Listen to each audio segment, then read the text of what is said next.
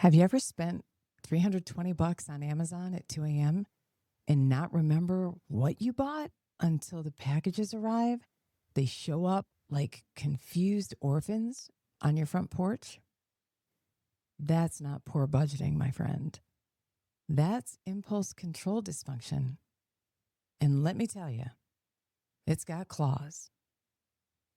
Welcome back to the Salty Goddess Podcast, your midweek neurospicy sanctuary, where executive dysfunction gets dragged, dressed, and dissected.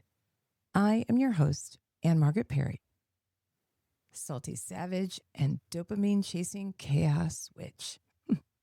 Today, we're tackling impulse control dysfunction, the saboteur of budgets, reputations, relationships, and refrigerator contents. If you've ever said, one more click, just one more click, just one more drink, just one more time, this episode is about to hit harder than your 3 a.m. DoorDash bill. So, what is impulse control dysfunction? It is the inability to resist immediate temptation, even when the consequences are well known and not worth it or a bad choice. Okay? It's not just bad decision making. It's your brain choosing now over later. Dopamine over discipline and chaos over consequences. That is a recipe for disaster. Some of the examples of impulse control dysfunction include overspending, substance use disorder, binge behavior, overeating, saying shit you didn't really mean because your mouth started moving before your brain was engaged. Okay? Those are real things. Impulse control dysfunction is real. Okay? I have ordered things and not remembered. Although I've made it a point to start checking my Amazon account in the morning, make sure I didn't do anything while I was half awake. All right. Some of those real life chaos signals include buying things that you don't need. And this is a red flag if you're hiding it from others. If you buy things you don't need and you buy things you cannot afford, and you're hiding those purchases from your spouse, your partner, your roommate, your parents, anyone, that's a red flag. You send texts impulsively and you regret it immediately. You rage quit anything and everything from a job to a club to friendships. Emotional eating or overeating to the point of nausea or abdominal pain. Picking fights constantly. Picking at your skin. It's not just for substance use disorder. Starting big projects without planning any part of it other than the purchasing of supplies. Or maybe, screaming YOLO as your life completely unravels in front of you. And it's not that you cannot stop. It's that by the time you think to stop, it's already happened and it's too late. And that, my friends, is the dysfunction. The impulse leaps out of you before logic has had a chance to clock in. So why is impulse control so damaging? It can wreak financial destruction and wreckage. You can break relationships and friendships, intimate relationships, from blurting out or lies that spiral out of control or disappearing and ghosting. There are substance use disorder loops that disguise themselves in the phrase, just this once, just this one time. And then, of course, shame spirals that are so deep. Your self-trust has great difficulty in recovering.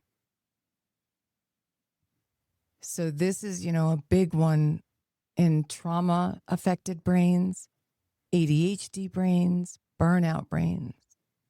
Impulse becomes the escape route from emotional pain and overstimulation. So how do we wrangle this in? How do we get this under control? There are real solutions, and those solutions don't necessarily include, a sad journal. We can get you one if you need one. All right. So here are some ways in which you can help to control this dysfunction. Put yourself on a 60-second override rule. So before acting on that strong impulse, set a 60-second timer. Ask yourself, what will this cost me? And by doing this, what am I avoiding? So before you take action on an impulse, take 60-second timeout. That 60 seconds. Okay. Do your best to delay the damage plan. If you can't stop it, at least do your best to slow it. So I'll eat this over the course of 10 minutes, or I'll finish this in about 10 minutes. I'll put this, so when that's with food, okay? When it comes to purchases, I'll put this in my cart or my save for later cart, and I'll check on this in 72 hours and see if I still want it. All right. And before you respond to a text message or an email, take a moment and say, I'm going to walk the length of the office building. I'm going to walk to the bathroom and back. I'm going to take a moment to think about this. I used to often reply in an email and realized I was doing myself a disservice because my responses weren't organized and well put together. And sometimes my responses were straight up angry. So I would sit down and begin writing, and I would free flow write or type, if you will. And I found that if my email started out with, "Dear so-and-so, you are an absolute blankety blank blank," right? And it's all swear words. I knew that was not the time to write that email. So I would delete and try to come back a few minutes later. And if the next email started the same way, it still wasn't time. Delete, take a walk, come back a few minutes later, and try again. Because the truth is, that's really no way to respond. You want to make sure that you take the time when you are responding to be well organized, factual, and emotionless if appropriate. So try to also trigger map your life. Where when, and with whom do you find that you have less impulse control? Where do your impulses spiral? Label them, log them, and then do your best to recognize them the moment they hit you and reroute them. Take that 60-second timeout. Type that email and then delete it. Okay? So when you feel those impulse, things coming over you, try to shake it out of your nervous system and get yourself out of that red zone before you self-destruct. Okay? Extremely important. Move, stretch. Figure out why your nervous system is activated. Because this is where you'll help to figure out what those things are. I tell people all the time, like when it comes to grocery shopping, obviously never, ever go to the grocery store hungry. You're going to walk out with $100 in junk food. If you do have poor impulse control, use Instacart. Seriously. Or whatever it is at whatever store that you shop at. Because, believe it or not, even though each item is a little bit more expensive and you pay to have it delivered and you tip, if you have poor impulse control when you go to a store, using that service will actually save you money, even though it's more expensive than the items are at the store. Even if your fee and your tip and the extra money that you pay for each item totals $25, and usually it doesn't, but if it does, and you don't purchase $50 worth of impulse buys, you've saved yourself $25. Oh, and by the way, you've also saved time because you didn't have to drive to the store. You didn't have to take things off a shelf, put it in your cart, get to the checkout, put it on the belt, put it back in your cart, go out to your car, put it in your car, and then come home and unload it. I use those services all the time simply because time is your most valuable currency. And I will tell you that going into a store is not how I want to spend my currency. So from a time perspective, think about the number of hours or how much money you make per hour and attach it to a trip to the store and tell me, hold up, this is worth having someone else do this. And you can make your list. And if you meal plan and have it all figured out for the entire month or whatever, your grocery list is preloaded into this platform, and you literally are click what I ordered last week and you're done. What? I mean, it's so easy. And it does help with impulse control, especially if you shop at a store that's not just a grocery store. That is one of the best ways to increase sales, was to put that grocery store in with a goods store. You're buying all the stuff. You have massive opportunity to be impulse dysfunction shopped to. This is a marketing person's wet dream. Don't do it. Don't go. Don't go. And when it comes to clothes shopping, again, order it and have it delivered. There are a number of ways in which you can figure out what your size is without going into a store. Trust me when I tell you, okay? I do it simply because time. Where I am, it's rural. To get somewhere, it's not just up the road. All right. Everything takes an hour to get to, almost. Worth shopping at anyway, for me. So it's not worth it to me. So that's one of the best things you can do.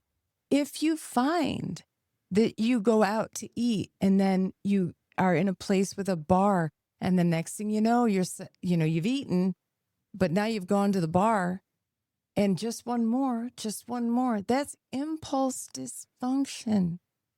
Think of the money you will save by having Grubhub or DoorDash bring you your food. Trust me, there are ways to cope with this, to figure out what it is that is setting off that spiral and that dysfunction.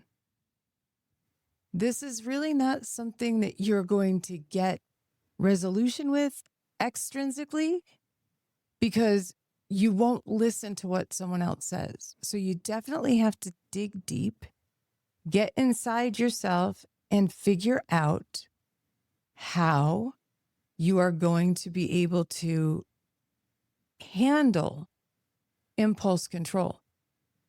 When it comes to, things that you say, that 60-second timeout is the absolute best way to handle it. Absolute best way to handle it. Impulse control can get you into tons of trouble, not just in personal relationships, but even at work or out socially. Are you an oversharer? Why do you do that? Because you're uncomfortable and you're stressed out. You say things you probably shouldn't be sharing with the general community or with your boss, your coworkers, colleagues, so on and so forth. So those are some of the ways in which you will do your best to try to control those dysfunctions. But you also have to look at yourself and be honest. Do you think it's a dysfunction? Maybe you don't think it is. Maybe you think that you have good impulse control. You may want to ask others around you that you feel safe asking that question of, right? But also know that you are not a failure.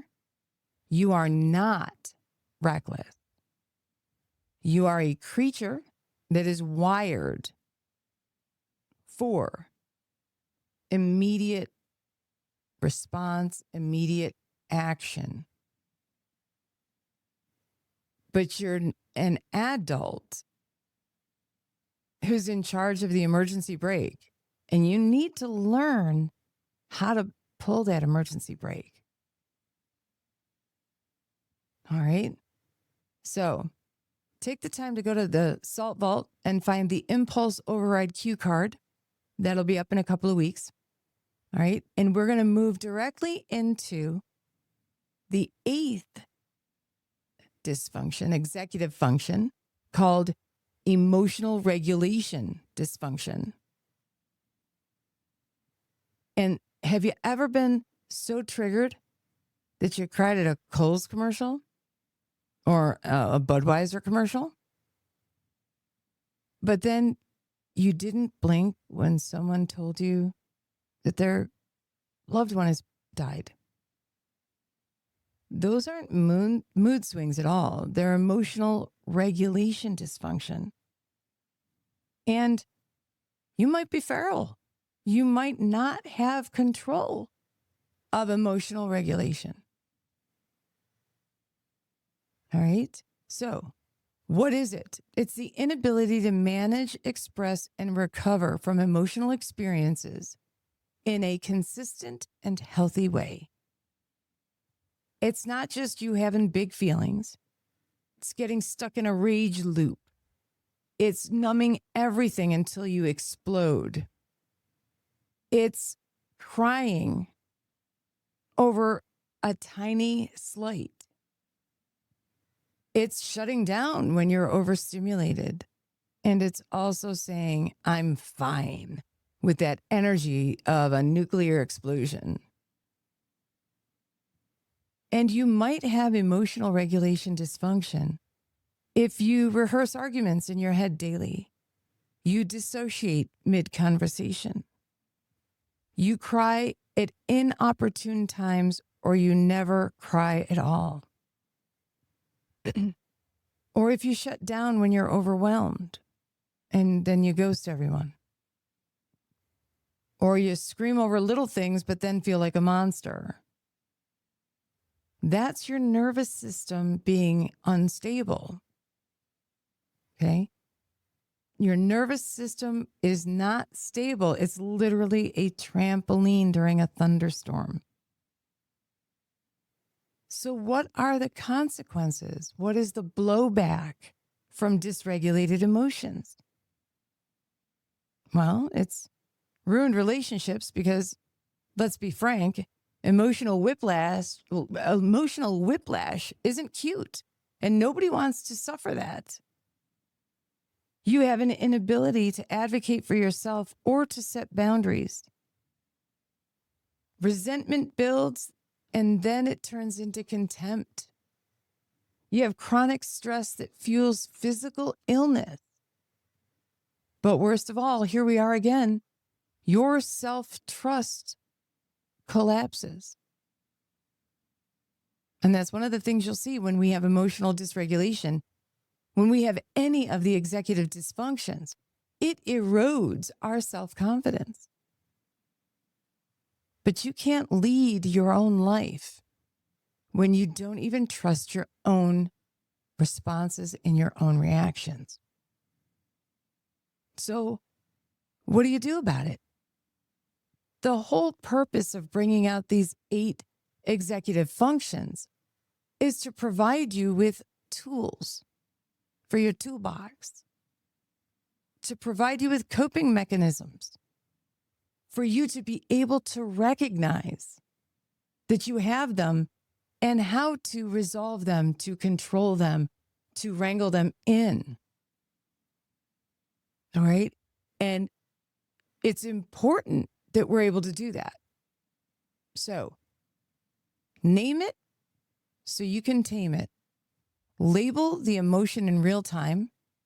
None of this protective, performative bullshit, I'm angry, when the truth is you're hurt or you're anxious.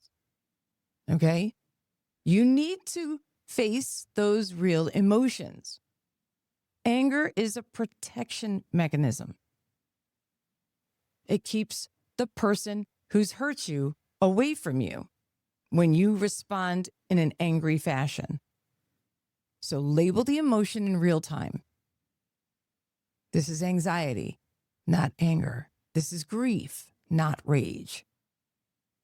Naming creates the space between the trigger and your reaction and your action. Ask yourself this, where is this living in my body? Take that moment to take that deep breath and exhale slowly, right? Scan your own body, see where this lives within your body, and reset with slow breathing. Prepare scripts for those dysregulated moments. I need space, not silence. I'm not in a good place for this right now. We should probably revisit this when I've had a moment to think about it. There's nothing wrong with pre-decided scripts. Nothing wrong with them. Nothing wrong with them at all. It's no different than an answering machine message. Hi, you have reached the Salty Goddess. Your call is important to me. Please leave your name, your number at the time that you called, and the reason for your call, and I will get back to you as soon as possible. Thank you and have a great day. Is that not pre-scripted? It is. There's nothing wrong with taking that moment and saying, I'm not ready to handle this right now. Give me a few moments. And then after there's an issue, debrief yourself like a critical incident stress debriefer. What triggered you? What was the true emotion that was elicited by what happened? And how can I improve my response, my emotional levity, if you will, next time? Those steps are extremely important. They are emotional regulation tools. Name it to tame it. Know what it is. Call it out. Take a moment, deep breath, reset yourself. Say, I'm not ready for this. Leave a message. I'll get back to you. And then, of course, self-reflection. If you cannot honestly self-reflect and know what's really going on, you're never going to get to the bottom of controlling this. Okay? So I know in this episode, we covered 2 of the dysregulations, and it's because they're so closely associated with one another that the coping skills and the tools are almost identical. Impulse control and emotional regulation literally go hand in hand. So remember, your emotions are real. Your emotions are valid. 1,000% valid. No one is taking that from you. No one should try to take that from you. Okay? But they should not be driving your behavior. You should be driving your behavior. Don't get me wrong. They are the fuel. But you are in charge of where you go. So head over to the Salt Vault, get your Feral Feelings first aid sheet. It's got scripts and breathing techniques and red flag reminders. But just remember, ultimately, recognition, awareness, contemplation, and action on your behalf to get these executive functions under control and you working at top performance. If your car has a light on the dashboard, do you not take it to a mechanic? If it needs an oxygen sensor, a fuel filter, an air filter, an oil change, do you not provide that service to your vehicle? You should be doing the exact same thing for your executive functions and your own body and your own life. Because no one else is going to do it for you. So, my friends, I want to thank you for joining me on a special episode, a second drop this week of your executive functions. And just remember, if anybody tells you that you're too much, you're not too much. They're just emotionally bankrupt or in the red. All right? So I'll see y'all on the next episode of the Salty Goddess podcast. I'm Margaret Perry. So get out there and let me know how these tools have helped you improve your executive functions. Stay salty and savage, and I'll see y'all next time.